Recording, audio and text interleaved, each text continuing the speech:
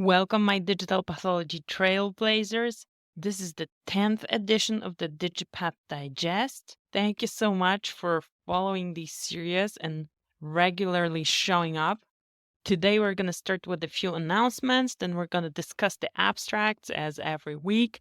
And there's one tool that I want to share with you that's going to help your independent exploration of papers as well. AI base. For me, AI is leverage, so I want to show you this tool as well.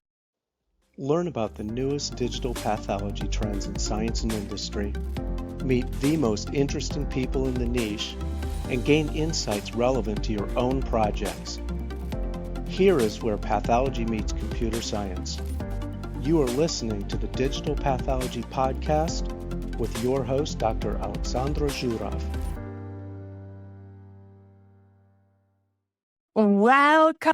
Welcome, Digital Pathology Trailblazers. Today is the 10th DigiPath Digest.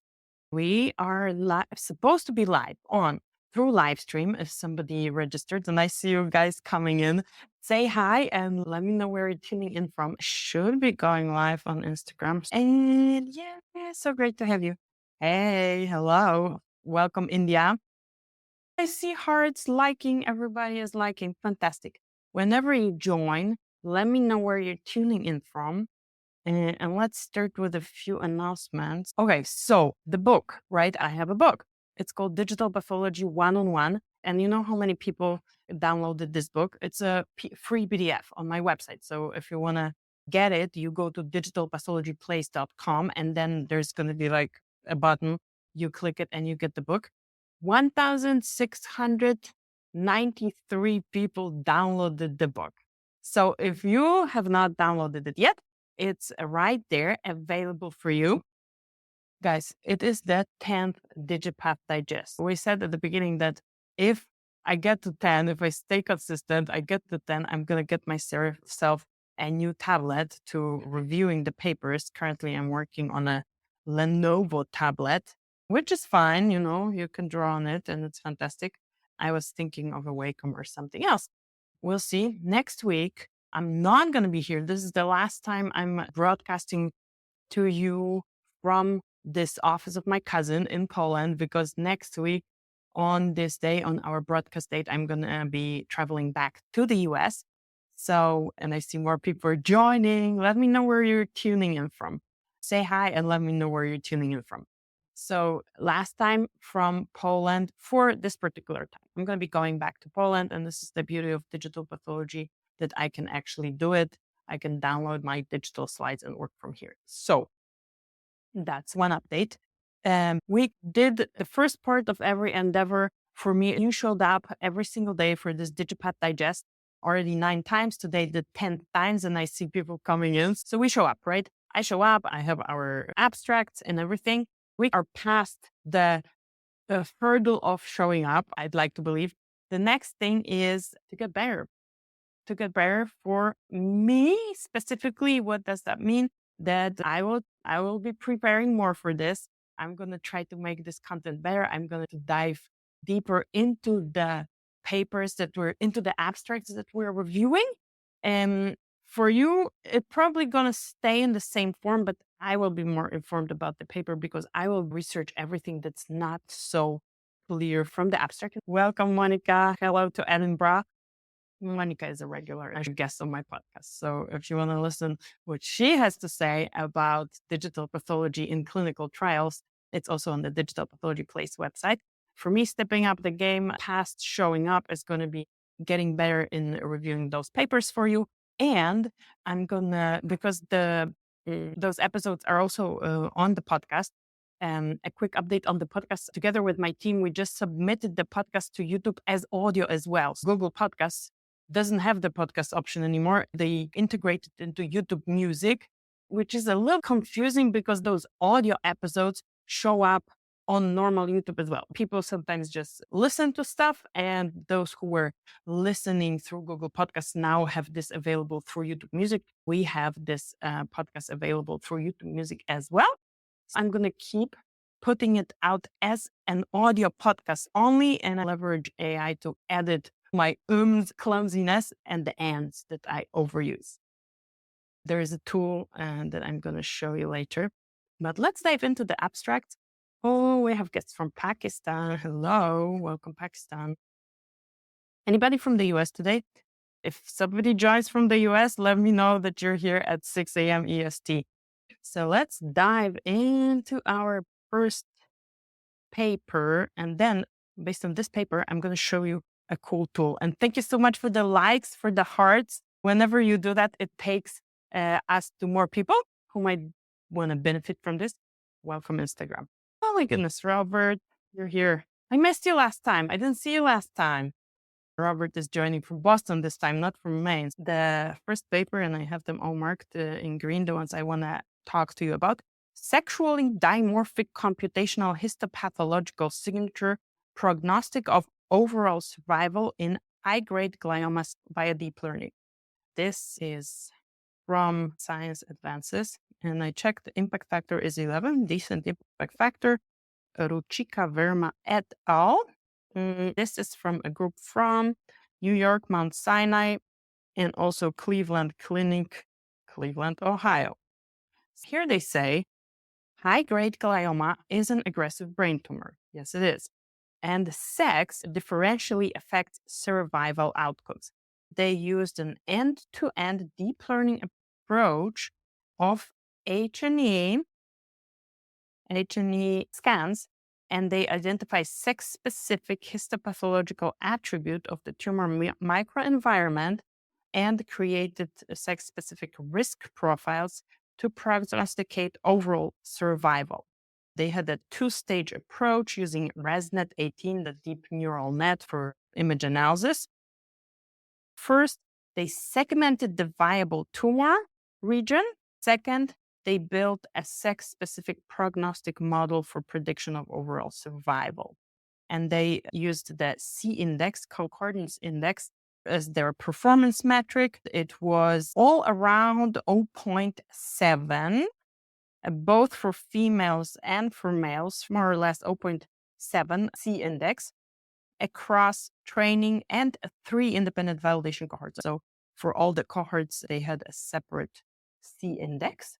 And what does that mean?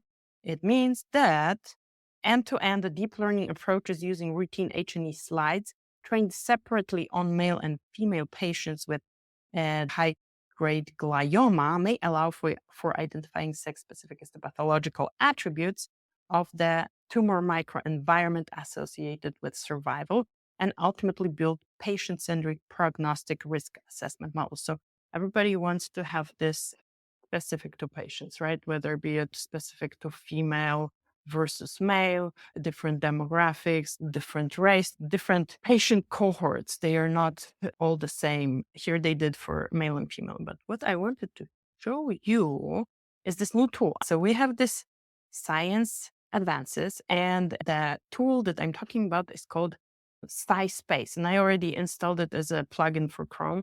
I just want to, and in the short, it lets you chat with this paper. We just reviewed the abstract. And when I was reviewing it, I'm like, okay, what is this C-index? It works very well if you have the full paper available, because if you only have the abstract, it's just going to base the answers on the abstracts. And what is it? It's like an AI chatbot to chat with the content of the paper. I'm just checking. We have the full paper available. And let's do this, like, what is C-index? Because we have always different metrics in those papers. When I prepare it, I'm like, I need to dive deeper into those papers so that you don't have to. You'd come out of this session with actionable information without having to go and Google stuff. Understanding C-index. The C-index or concordance index measures how well a model's predicted risk scores correlate with actual survival times. It ranges from 0 to 1. 1 indicates perfect prediction and 0.5 suggests no prediction. The C-index in this paper, good. Is it good that it's 0.7? Like, is it a good thing?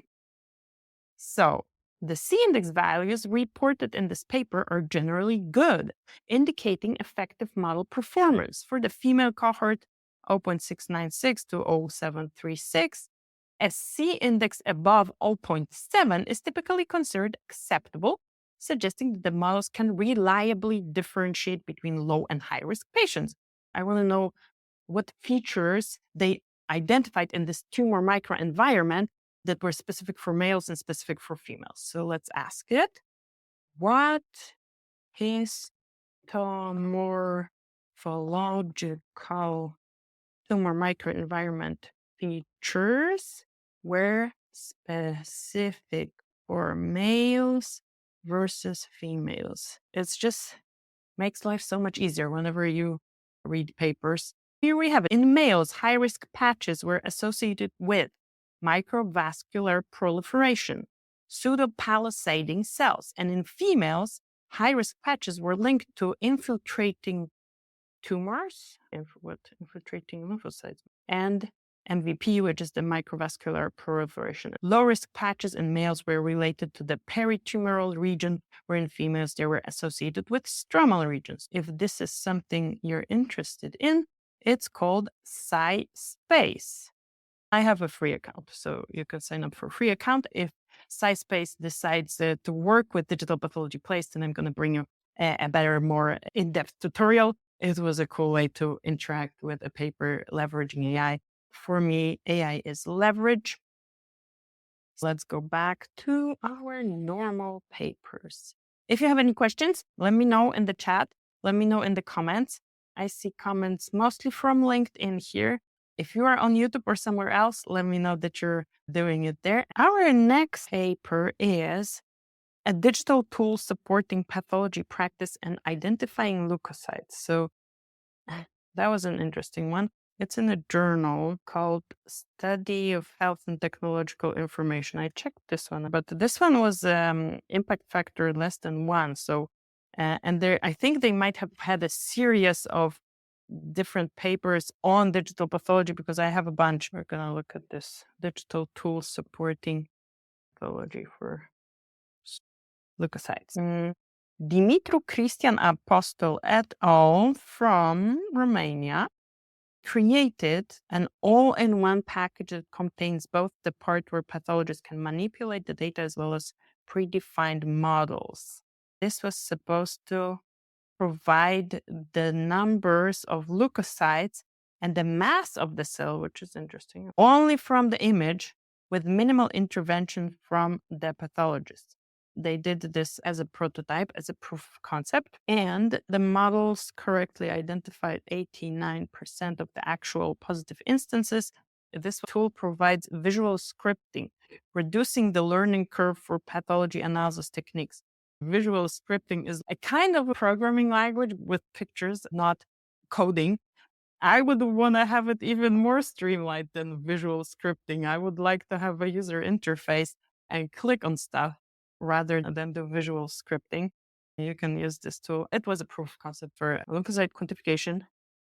Our next paper is assessing the performance of deep learning for automated Gleason grading in prostate cancer.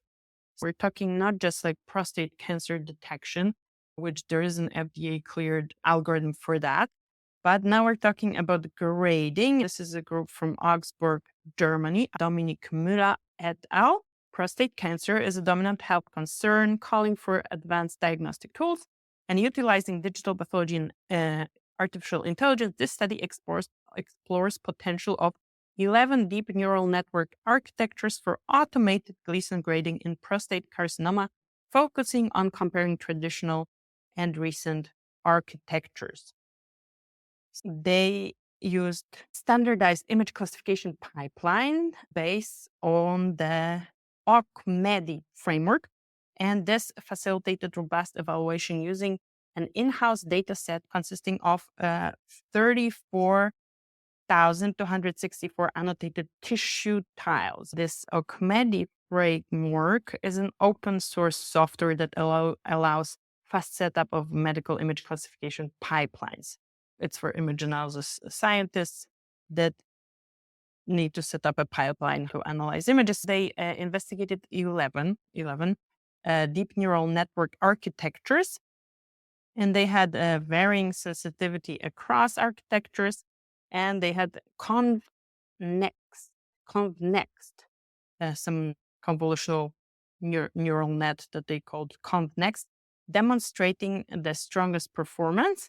And they say newer architectures achieved superior performance, even with challenges in differentiating closely related Gleason grades. So, what do I understand here? I'm glad that newer architectures achieved superior performance than older. So that means we're advancing. And second, challenge in differentiating closely related Gleason grade.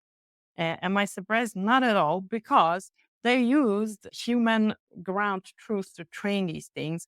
And whenever it's something difficult to visually distinguish by a pathologist, then the ground truth is going to be inconsistent. And when the ground truth is inconsistent, or when it's visually very, very similar, then the algorithms have problems with differentiating it. So yeah, I'm expecting these challenges. As long as we will have ground truth from people, it's going to be only as consistent as people. The concordance between pathologists, like across studies, if we reach 0.7, we're like, wow, we're so concordant. Usually it's less. Next thing they chose for us is super cool. On Instagram, whoever is joining from Instagram, look at the stories. There was a question in a poll where I asked, which paper do you want me to review? The options were this paper, which you can see that one, weakly supervised deep learning models enable HER2 low prediction from H&E stained slides. Or the other question was, which I scrolled through, the other paper was, machine learning-based analysis identifies and validates serum exosomal proteomics signature for the diagnosis of colorectal cancer. We had 30 votes, and 23 of those votes went for the HER2 low prediction. So let's look at the HER2 low prediction. And this is a paper by Renan Valeris from Sao Paulo, Brazil, et al. And this is in breast cancer research. What is the background here? Human epidermal growth factor receptor, HER2 low breast cancer, has emerged as a new subtype of tumor, for which novel antibody drug conjugates have shown beneficial effects. Assessment of HER2 requires several IHC immunohistochemistry tests with an additional in situ hybridization test, ISH.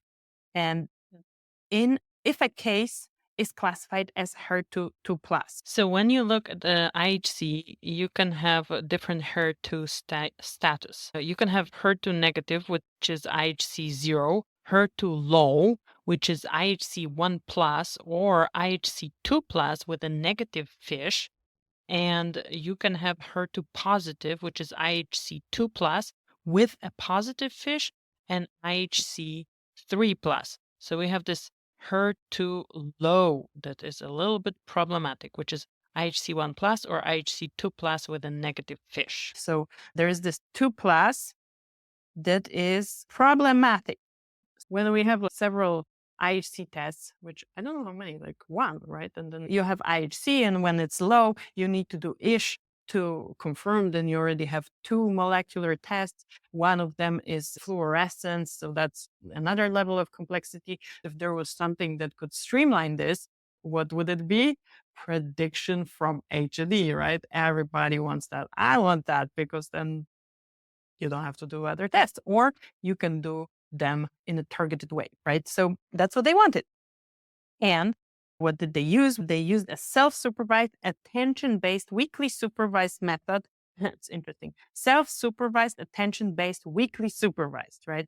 Method to predict HER2 low directly from 1,437 histopathological images from 1,351 breast cancers. They built 6 distinct models to explore the ability of classifiers to distinguish between HER2 negative, low, and high in different scenarios. The attention-based model was used to comprehend the decision-making process aimed at relevant tissue regions. Our results indicate that the effectiveness of classification models hinges on the consistency Have we heard it? Consistency and dependability of assay-based tests for HER2, as the outcomes from these tests are utilized as the baseline truth for training our models. Here we have something that you could consider. It's not really human generated truth because you have IHC and then you have the result from the IHC. Who creates the result from the IHC? The pathologist. When there is a borderline case, is it low or negative? They say negative, low, and high, right? So probably between negative and low, it's tough to distinguish. And so I actually once was at a workshop for PDL1 scoring. Even though I'm a veterinary pathologist, when I was working for a company that would help pharmaceutical companies analyze human tissues, I was doing these scorings. And they wanted to train us to be more consistent on PDL1 scoring. How does that work? For PDL1, depending on which antibody you're using, there is a threshold, like a cutoff. Below this cutoff, it's negative, and above it's positive. Let's say percent for one of those antibodies is 10%. They wanted us to be more consistent around this 10%. And if you have access to comment, please comment. How concordant were we? Like how many people in the room, and it was like, I don't know, 100 to 150, would say negative, and how many would say positive after an hour of training that we were supposed to be more consistent. After this training, how concordant were we? Like, however you want to put it in the chat, let me know. And I'm going to move on and answer this question. So where was I at? Okay. So everybody wants to skip tests or have less tests or have cheaper tests. So they want to do a computational test on H&E instead of doing some mutations or IHC or something like that, right? So the effectiveness hinges on the consistency and dependability of the ground truth. Make an educated guess how many were below and how many were above the threshold, like what the concordance was. If you have consistent ground truth, then your predictions are going to be good. It was 50%. Half of the room said, oh no, it's negative. Half of the room said it's positive. And I'm laughing at this because it's kind of like a ridiculous ask. All the pathologists in the world are constantly being asked. And I know I have a few pathologists on the line here. Let me know what you think about it. I know it may be like, it must be not mainstream thought, because if that was mainstream thought, then we wouldn't be made to score in that way. But basically, all the pathologists in the world are made to guesstimate thresholds.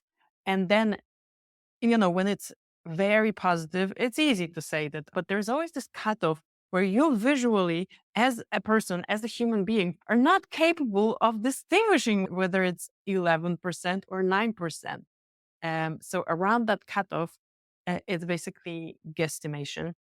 And that's what they said here in this paper. Even though there is an possibility to predict something from H&E in the correct direction, then IHC also is a method that has a lot of variables to keep it consistent, even though it's a mainstream method used widely for diagnostics.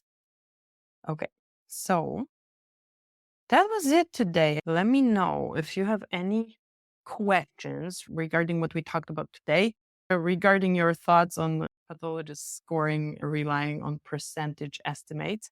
If you're interested in exploring SciSpace, you can do that too. I'm going to be exploring it and telling you about it. One update, I started reaching out to people because I want to organize an event about the immigrant doctors changing US healthcare. And that's going to be obviously pathology edition, because we're digital pathology trailblazers. And before I move on, I'm going to read Monica's comment. Borderline cases are always challenging. Second opinion is important, and the benefits should go to the patient. Totally. My problem with this is okay, second opinion, if it's quantification, to me, the only way of a reliable quantification of something in the image is with computers. Most of those tests are not relying on computers. The majority, and that's also a trend that you're going to see in papers. yeah, we should have a lot of pathologists agree, then obviously the evidence is stronger. And like Monica says, benefit to the patient always. So the event is going to be around Thanksgiving, and it's going to be about what are immigrants doing in the American healthcare focused on pathology. I reached out to a few speakers. If you are an immigrant doctor, regardless whether you're an immigrant in the US or in a different country, let me know if this would be something you would like to join. Let me know, because I'm going to be putting up a registration page together, and I want to invite many prominent pathology movers and shakers that are from abroad. I very much relate to this because I'm from abroad. So that's what I'm going to be doing. And at the beginning, I already said that the podcast, this is going to be available as the podcast. It's audio only, and the audio only is also available on YouTube. So the channel, the Digital Pathology Place channel, had, I don't know, 370 videos. Now that I added all the audio podcasts, it's like double that. And the podcast comes like from my podcast host. So it's only audio. I'm going to be sharing videos on the email list. Not that we are 10 DigiPath Digests in. I'm going to stop bombarding everybody who is subscribed to Digital Pathology Place, which is currently over 8,500 pathologists and digital pathology professionals. I'm not going to be sending you emails every time I go live. I'm going to send a survey who is interested in getting those emails that you can join live directly from your inbox, which is something I personally use very much when I register for other webinars as convenience. But I know that people are busy, inboxes that are super full. If you get 3 emails about, hey, I'm going live in 15 minutes, if you are not planning to go to this live, then it's irrelevant for you. So I'm going to send a survey about who wants to get those emails. You're going to be hearing from me more or less once a week about the content that I'm releasing, the educational video, a podcast that I'm doing. Every now and then, there's going to be something additional. There are going to be promotions when I release new products or organize events like the Immigrants Changing American Healthcare. Other than that, I want to be respectful of your inboxes, give you a piece of valuable content once a week, and maybe I'll send a few surveys if somebody wants to hear more often than that. I'm going to be including some information in the PS section of the emails. And if there's more announcement than just one. Thank you so much for joining me today. And I talk to you in the next episode, which is not going to be next week. It's going to be in 2 weeks, because next week I'm traveling back to the US. Thank you so much for staying till the end. Thank you so much for constantly listening and supporting the show. If you have not grabbed the Digital Pathology One-on-One book yet, it's available at digitalpathologyplace.com. The moment you enter the website, you're going to see a button to download it. It's absolutely free in the digital form. There is an option to buy it on Amazon, the paper form as well, if you're interested. And if you are coming to the Digital Diagnostics Summit in September, I'm going to be there, and I'm going to have a few books to give away. So feel free to reach out when you see me. I'm going to have books, and I'm going to also be giving away the books from 2 live streams that I'm going to be hosting from there. So I'm looking forward to seeing you there, and I talk to you in the next episode.